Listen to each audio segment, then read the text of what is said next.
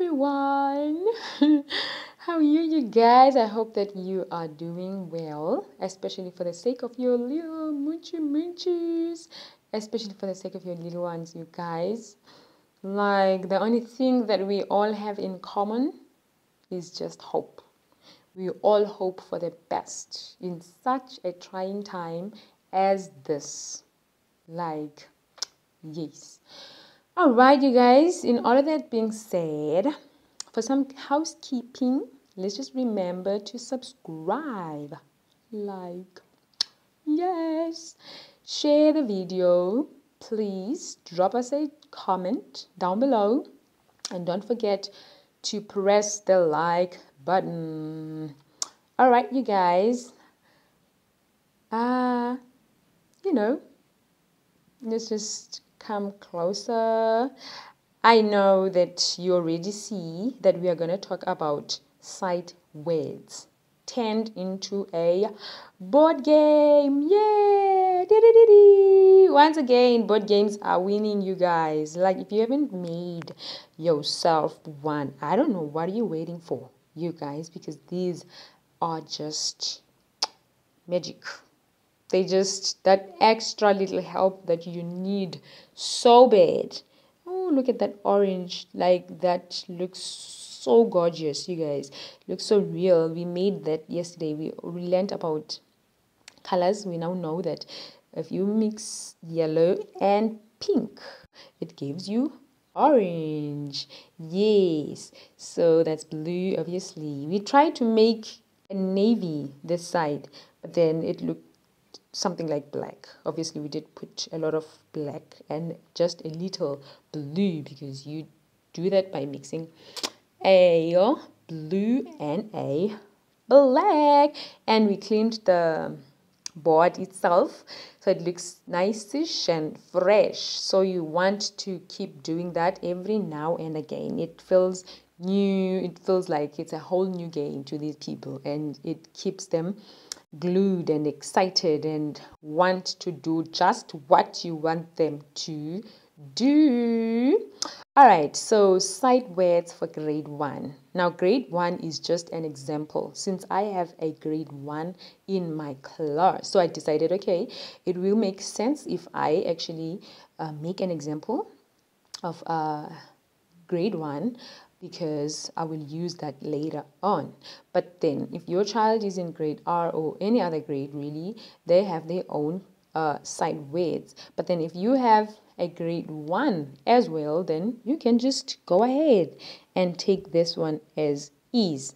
But just perhaps a little background or whatever, how I made this. I took really just a normal paper, and then I did measure the side. Let's just take that one. I did measure the side, and it gave me 21 centimeters.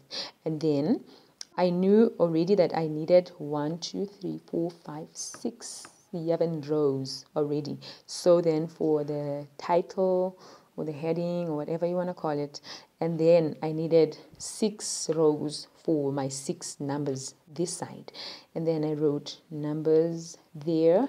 But you can actually, because I was going to use this as the manipulative, but then you can actually use just about any. Let's just, okay, first explain this one first. Then if your child gets a 1, they're obviously going to read that verse. And if they get a 1 again, like I said, you guys, make this like interesting. So your child can do something like, oops, I did it again. Or just about anything. If you have something more interesting than that, your child must just go for it. If they get the number 3, they must read that whole row for you. And obviously, if they can't read or they read a word wrong, then you will take it over and say, okay, my turn now. When you read it, and then they read it after you. So yes, and when you feel like, okay, they now can really read by themselves, then they can go and sit by themselves. And you can tell them, if you're struggling with a certain word, do by all means come back to me or call me. I will come and help you out. All right. So, oh, okay, if I didn't explain, did I? The colors one. You can always use this one as well. For instance, it has different colors. Then you can write the colors instead of numbers and put these different colors: black, green, blue, red, yellow, white. And then the child would do that, and then they go to the row that has the yellow color, they go to the row that has the white color. And yes, I'm just giving you another option in case you don't have what I have. But a die, guys, it's like also just as versatile like these games. You can use it for just about so many things. So yes, you need to have a die in your class. For instance, I made this one. I'm sure you can tell it's not like something I bought. You can make yours as well, and just make sure you have a die. I couldn't get to buy it in like the shops, but I thought because I need it so bad, let me just make one for my class. All right, guys, so sight words. What are sight words? Now, sight words are words that need to be memorized, you guys, because when you teach your child to read, decoding is a key skill that for this thing, for learning to read. It is a key skill, this thing, decoding. But then there are those words that cannot be decoded. There are those words that, because decoding itself has rules. So there are words that do not comply with, they do not comply to the rules, if I can put it like that, you guys. All right. So, when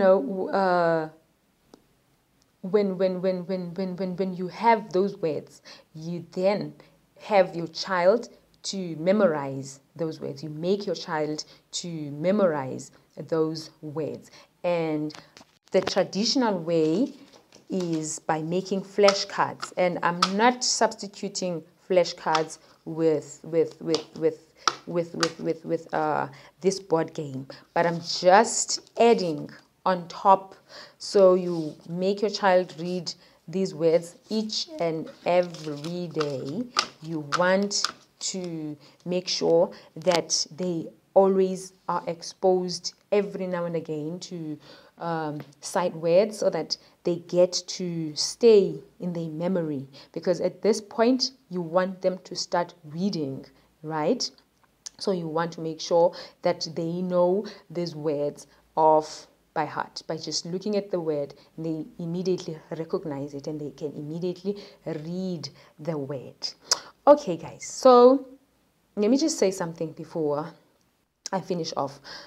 When kids are first learning to read, there are rules or there are steps, you guys, right? So step number one, okay, maybe according to me, they first need to recognize all letters. Not some, you guys, but all of them. They need to recognize. For instance, you can have something of this sort.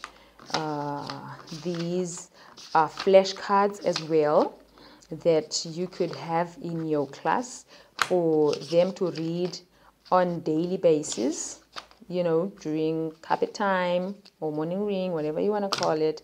I'm trying to figure them out actually, because they're supposed to start by the letter A, obviously, but nonetheless, that's not the main point. But it's something of this sort that I'm talking about. You need to have this, and you need to have them on your walls, and you need to have, you could actually even buy games. For instance, my 6-year-old, actually, when we were doing spring cleaning, we found this. He had this when he was what? When he was 2. I don't know if you can see it properly, but when he was 2, and then we actually had threw this away. In fact, not really. It was in my mother's van. So we did put a sale, but still all the stuff that was there, they got rained on. But then I thought, because of this video, I could just show you guys the kinds of games. I know that this was bought when my child was 2. He's now You can see it got rained on there. He's now what? He turned 6 yesterday. So it's 4 years old. So you can imagine that's how it got to be like that. And now it has helped my child a lot, because now his reading is so advanced, because I made sure that even the games that I buy will help me teach him. So you could download stuff like this on your real tab, or phone or whatever. If they have their own, just make sure they have some educational games there. So if you want your child to really be exposed to a lot of learning material, like, just integrate some games that will teach your child to actually learn. So when I said recognize these letters, I didn't mean memorize, because my 3-year-old has memorized them by now, because we say them like over and over, but then he can't recognize them. So when you want your child, so I can't teach him to read. So, but when you want your child to start reading, then they must be able to know that's an I immediately, really. That's a J.